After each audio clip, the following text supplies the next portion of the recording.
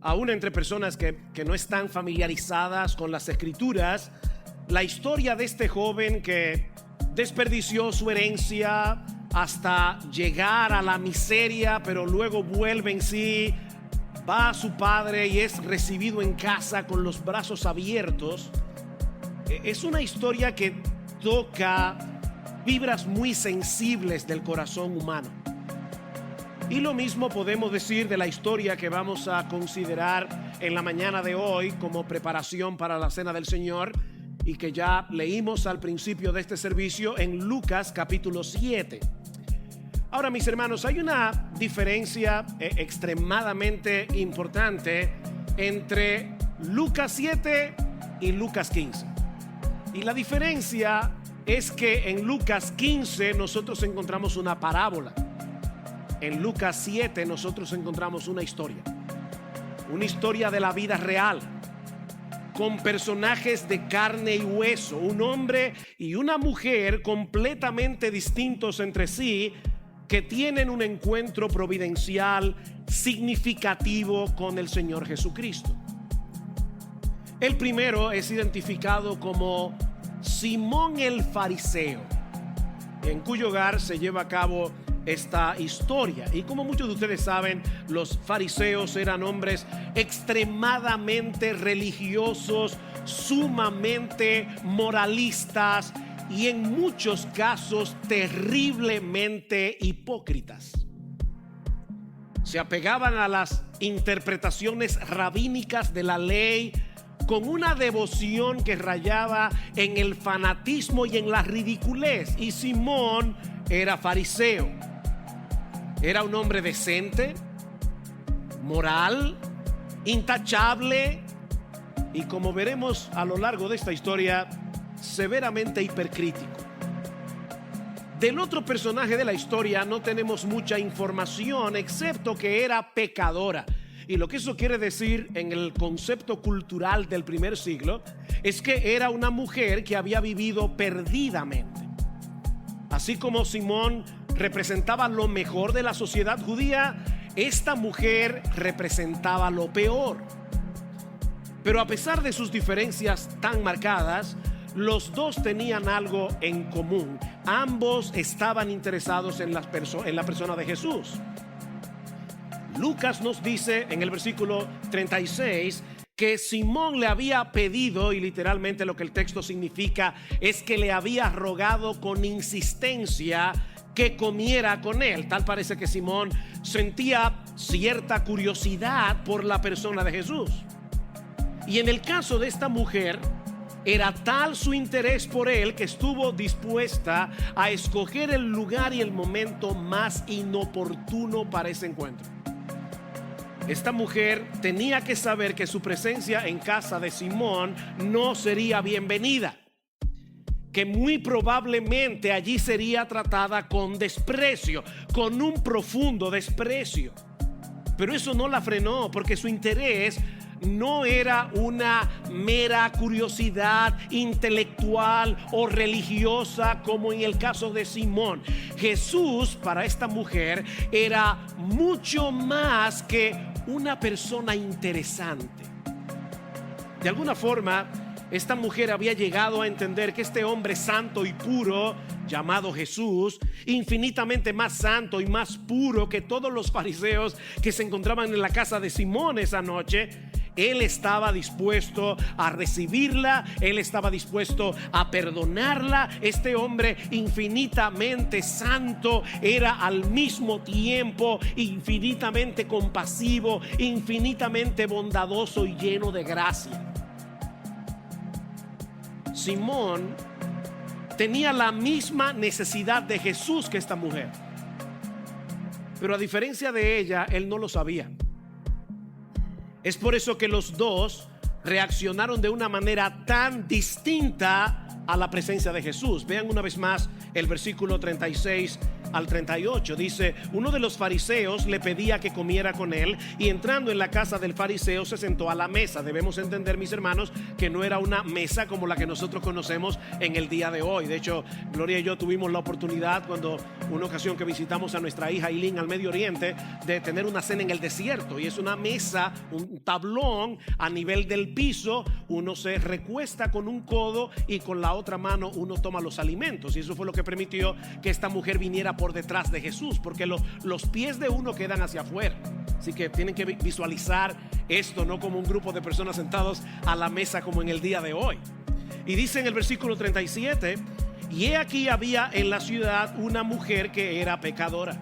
Y cuando se enteró de que Jesús estaba sentado a la mesa en casa del fariseo, o sea, ella no fue ahí por error. Ella sabía que esa era la casa de un fariseo. Trajo un frasco de alabastro con perfume y poniéndose detrás de él a sus pies, llorando, comenzó a regar sus pies con lágrimas y los secaba con los cabellos de su cabeza, besaba sus pies y los ungía con el perfume. Mis hermanos, ¿por qué esta mujer se comportó de una forma tan extraña? ¿Es esta la reacción de una mente desquiciada? Tal vez padecía de algún problema psicológico que la llevara a comportarse de esta manera. Miren, hermanos y amigos que están aquí en esta mañana, si somos honestos, deberíamos reconocer con vergüenza que de haber estado en esa cena esa noche, probablemente habríamos evaluado este caso clínicamente. Habríamos llegado a la conclusión de que esta mujer no estaba bien de la cabeza. De hecho, yo sospecho, y por favor, aquí necesitamos una buena dosis de honestidad. Yo sospecho que muchos de nosotros nos habríamos sentido más cómodos con Simón el fariseo que con esta mujer. Después de todo, él era más estable. Pero a los ojos de Jesús, esta reacción era completamente apropiada si tomamos en cuenta la perspectiva que ella tenía de sí misma y lo que pensaba de Jesús. Ella había venido a casa de Simón con un costosísimo frasco de alabastro con perfume, dispuesta a manifestar en una forma concreta su devoción por Jesús. Para una mujer judía, el perfume era muy importante. Tan importante que algunos rabinos prohibían a las mujeres usar perfume el sábado. Ese era el día de la adoración, y por lo tanto no se debían perfumar, porque las mujeres judías le daban mucha importancia al perfume. Pero ella había decidido derramar sobre los pies de Jesús, ni siquiera sobre su cabeza, sobre los pies de Jesús, su posesión más valiosa. Pero en ese momento sus emociones la traicionan, comienza a llorar. De repente esta mujer se vuelve un mar de lágrimas, lágrimas probablemente de quebrantamiento y de gratitud a la vez, a tal punto que comienza a empapar con sus lágrimas los pies del Señor. Esta mujer está consciente de lo mucho que ha pecado contra Dios. Ella está consciente de la forma tan grosera que ha quebrantado su ley. Pero de alguna manera ella había llegado a entender la gracia perdonadora de Jesús y estalla en llanto. Y como no tiene una toalla a la mano, decide secarle los pies con sus propios cabellos. Y hermanas, todas ustedes saben muy bien la importancia que la mujer le da al cabello. Las mujeres salen del salón y cae una llovizna y es como si cayera ácido muriático desde el cielo. Las mujeres le dan, yo estoy seguro que muchos de ustedes se lavaron la cabeza ayer y vinieron arregladas. Pero esta mujer no tuvo reparos en tomar su cabello y convertirlos en una toalla para secar los pies de Jesús y besarlo con su boca.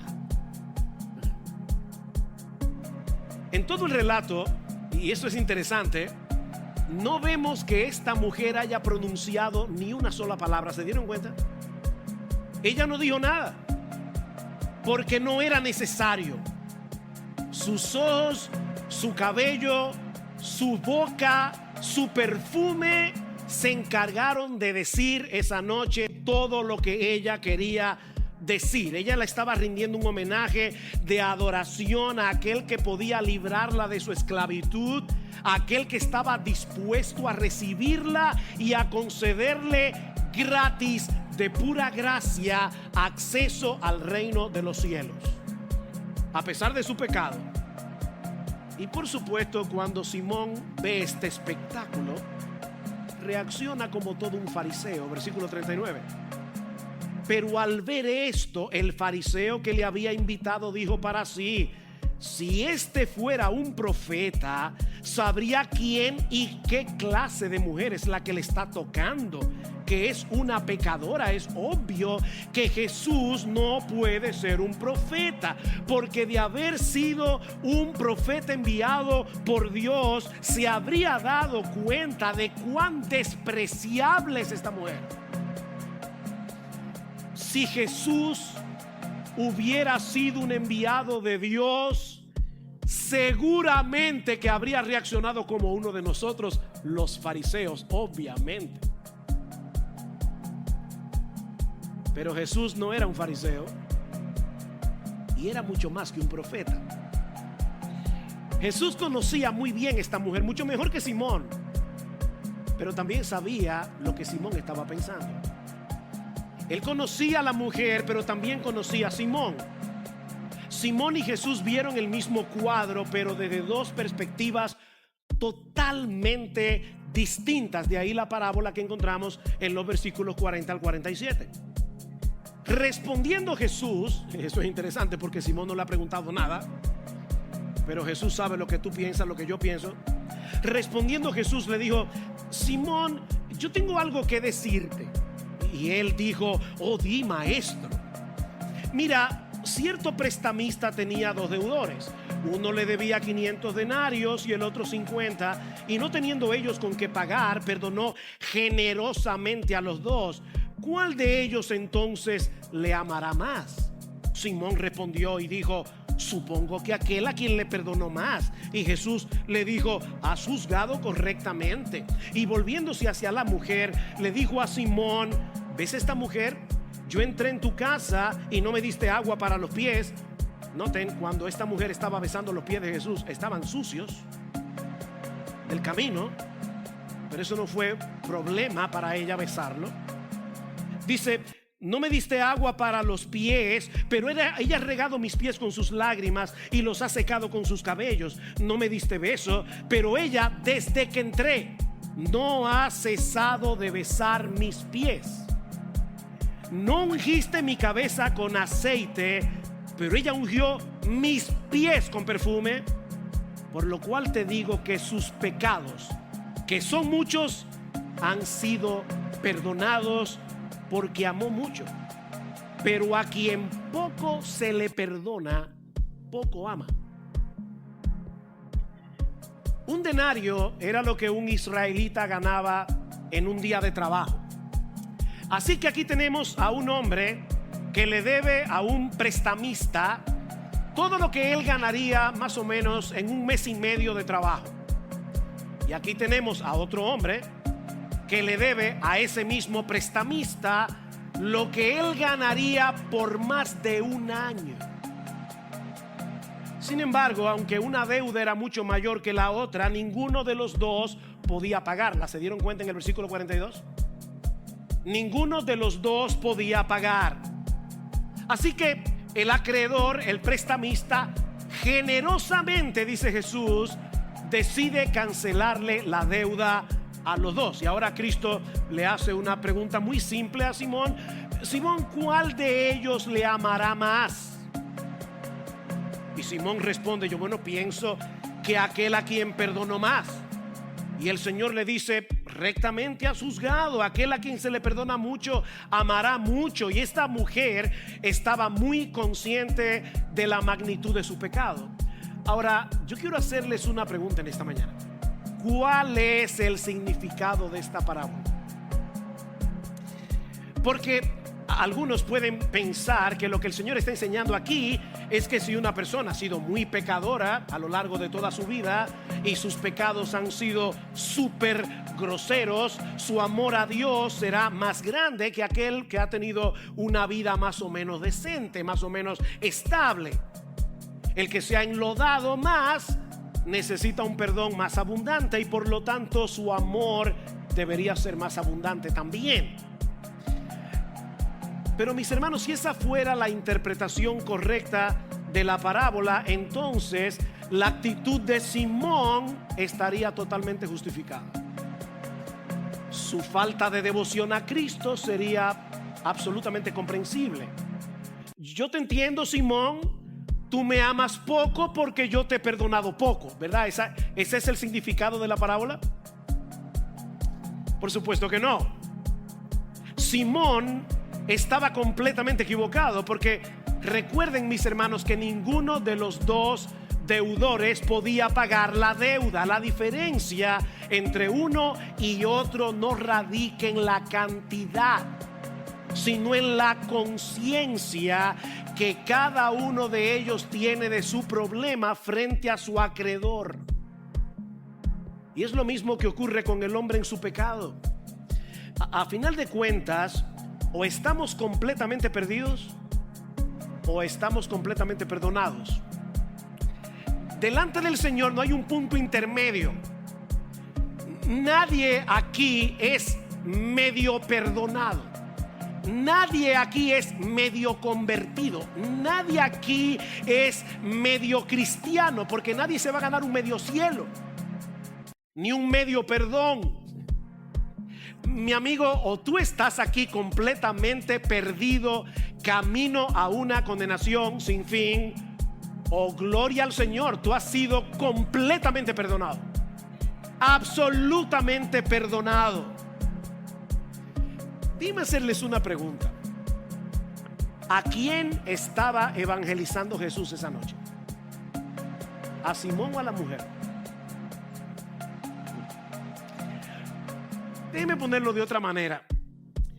¿Cuál de estos dos personajes estaba más necesitado de que se le predicara el evangelio? Aunque no es lo que parece a simple vista, lo cierto es que la condición espiritual de Simón era 1000 veces peor que la de esa mujer. 1000 veces peor. Simón, ella está en problemas y tú también. Ella no puede pagar su deuda, ni tú tampoco. La diferencia entre ustedes dos, la gran diferencia es que ella lo sabe y tú no. Es la única diferencia. Es en el entendimiento de nuestra condición donde está la diferencia. Simón necesitaba experimentar la misma clase de quebrantamiento que esta mujer experimentó, con todo y su moral. Y es por eso que reaccionaron de una forma tan distinta, y por lo que al final de la historia los dos cosecharon dos resultados distintos. Versículo 48. Y a ella le dijo: tus pecados han sido perdonados. Los que estaban sentados a la mesa con él comenzaron a decir entre sí: ¿y quién es este que hasta perdona pecados? Pero Jesús dijo a la mujer: tu fe te ha salvado. Vete en paz.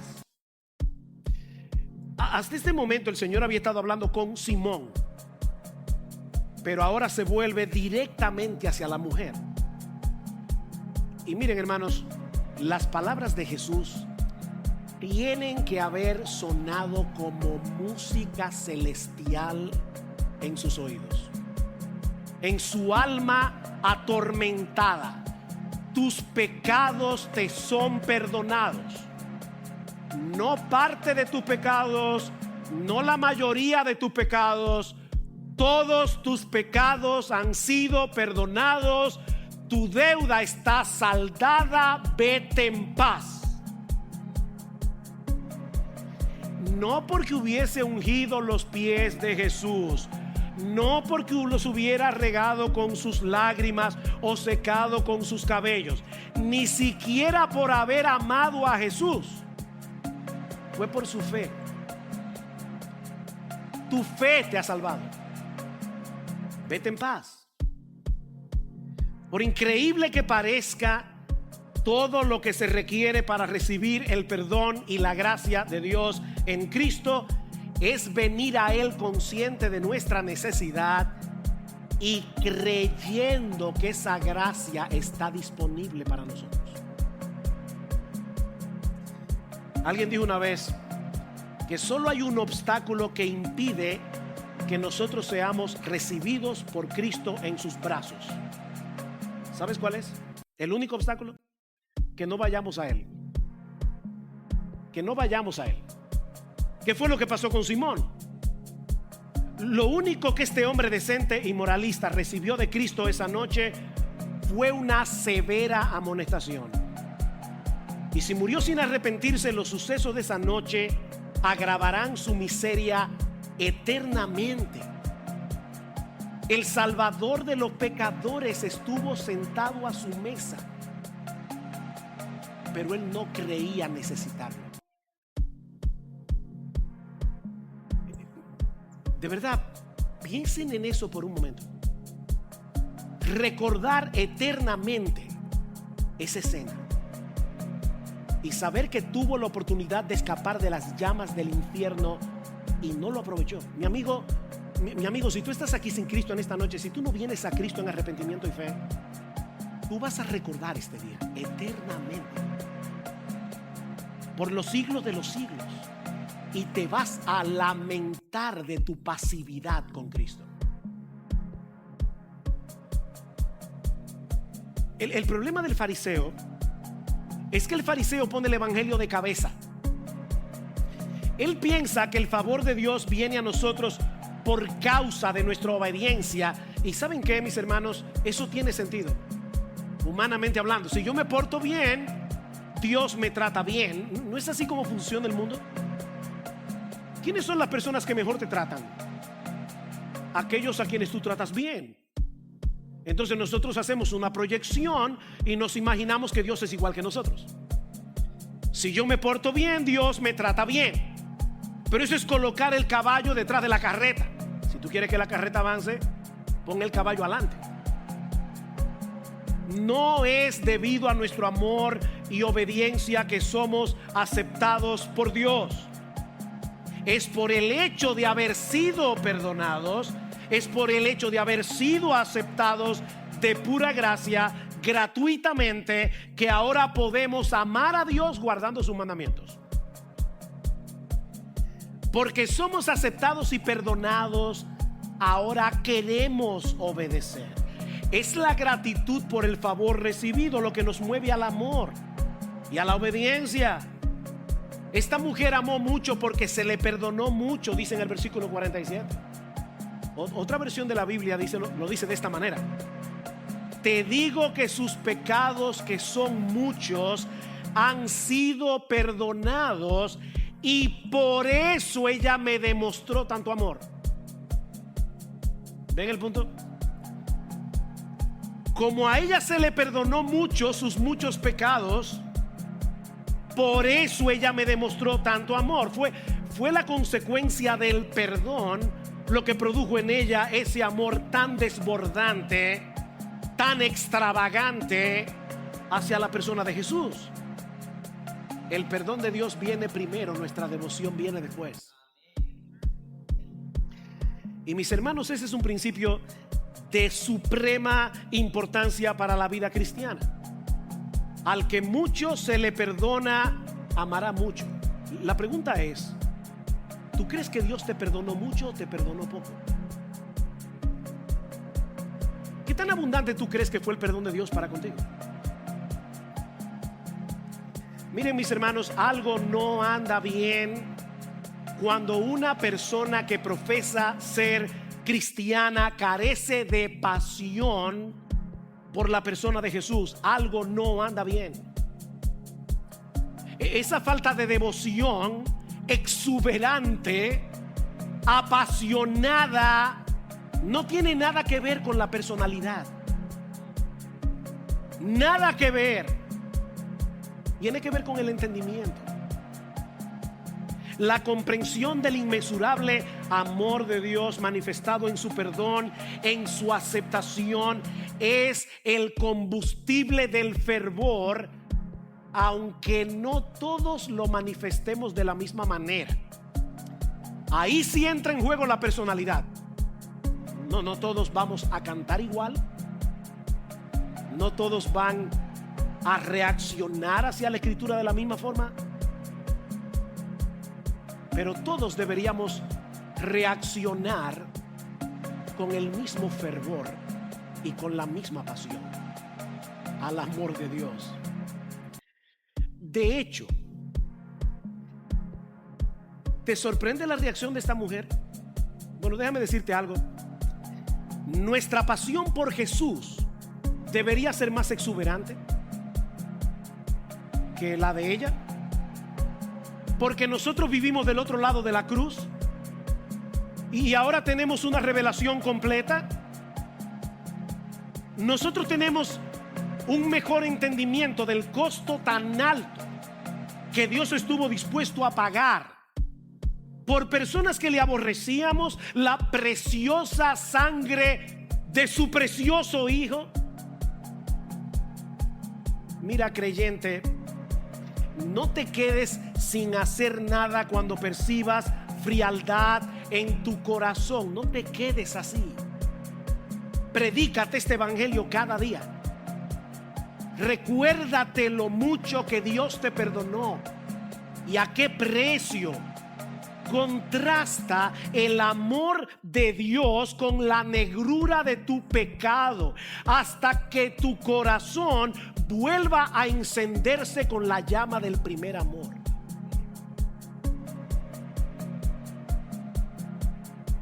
Nuestro pecado, decía Martin Lloyd-Jones, no nos deja percibir nuestro pecado.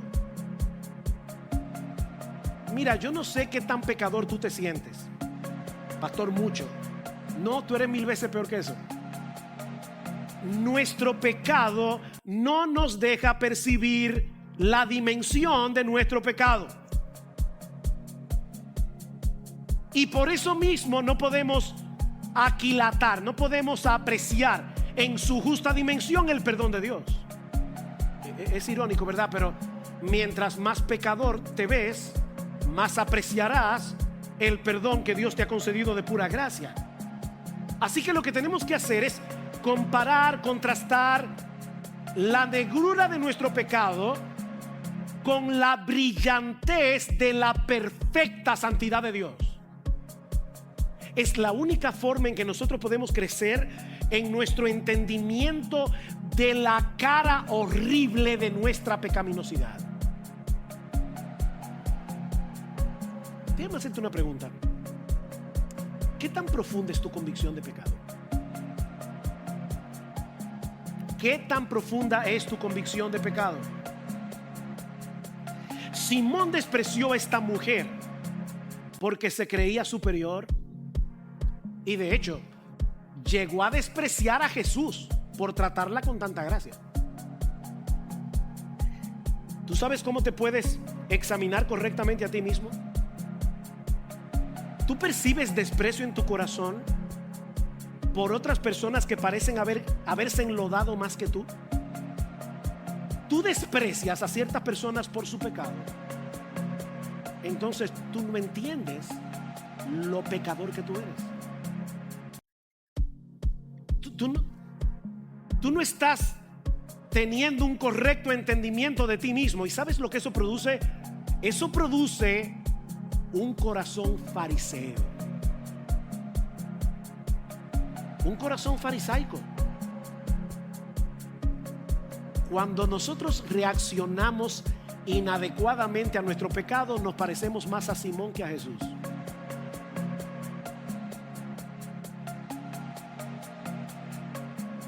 O tal vez tú puedes decir honestamente que tú no tienes ni idea de cómo agradecer a Jesús por amarte tanto, a pesar de darte cuenta que tú eres tan despreciable, al verte bajo la luz de la perfecta santidad de Jesús. Una de las cosas más sorprendentes de la persona de Jesús es que así como Él es perfectamente santo, por su gracia y su bondad, Él es perfectamente accesible. Perfectamente accesible. Venid a mí todos los que estáis trabajados y cargados, yo os haré descansar. Llevad mi yugo sobre vosotros y aprended de mí, que soy manso y humilde de corazón, y hallaréis descanso para vuestras almas. El más santo, el más puro, es el más accesible a las personas más bajas. Tú eres así. Con razón el puritano Thomas Goodwin decía que Cristo es amor cubierto de carne. Me encanta esa frase. Cristo es amor cubierto de carne. ¿Es así como tú percibes a Jesús en tu corazón? ¿O sin darte cuenta, tus propios prejuicios te han llegado a creer que Jesús es como tú y como yo? Y te lo imaginas algo así como un fariseo sublimizado.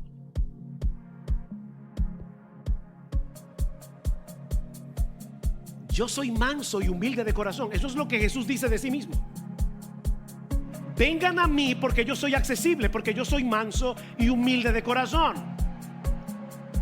Alguien decía que de forma natural nosotros tendemos a pensar en Jesús tocándonos de la misma manera que un niño pequeño estira la mano para tocar una babosa por primera vez, con la cara arrugada y dando un grito de disgusto. Sí, yo sé que Cristo se acerca a mí, pero seguramente se tapa la nariz porque no soporta mi olor. No, Él se acerca a abrazarte, Él se acerca a recibirte, porque Él es manso y humilde de corazón.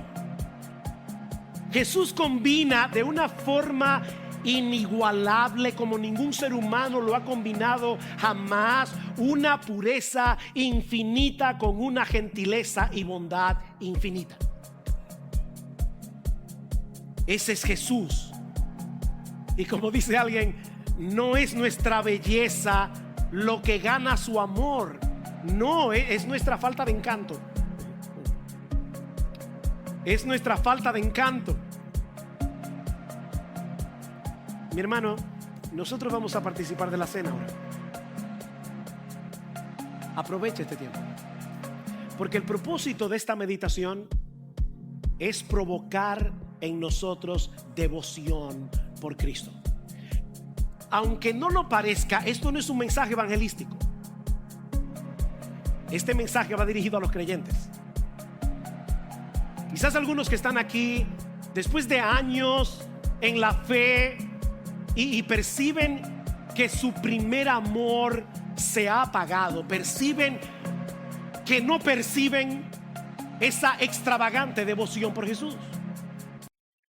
Bueno, este mensaje es para ti, mi hermano, mi hermana. Medita en la magnitud de tu pecado.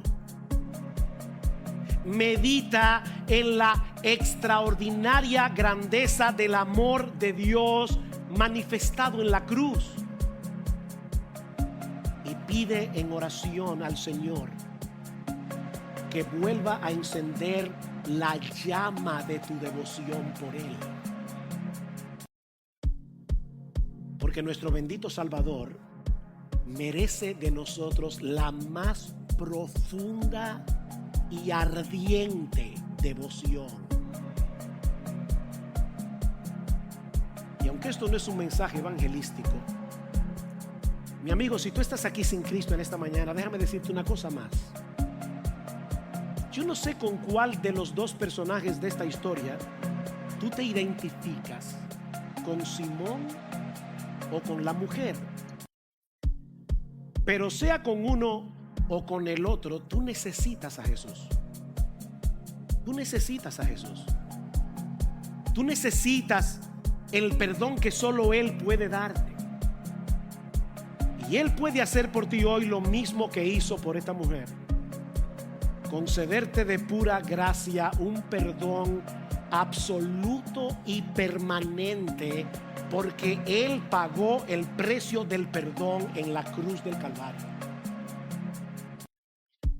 Él cumplió la ley en nuestro lugar de principio a fin, y luego murió en la cruz como si hubiera violado cada uno de los mandamientos de esa ley, para sustituir en esa cruz a pecadores como tú y como yo. Y sobre la base de esa obra de redención, hoy nos ofrece en el Evangelio perdón y vida eterna únicamente por medio de la fe.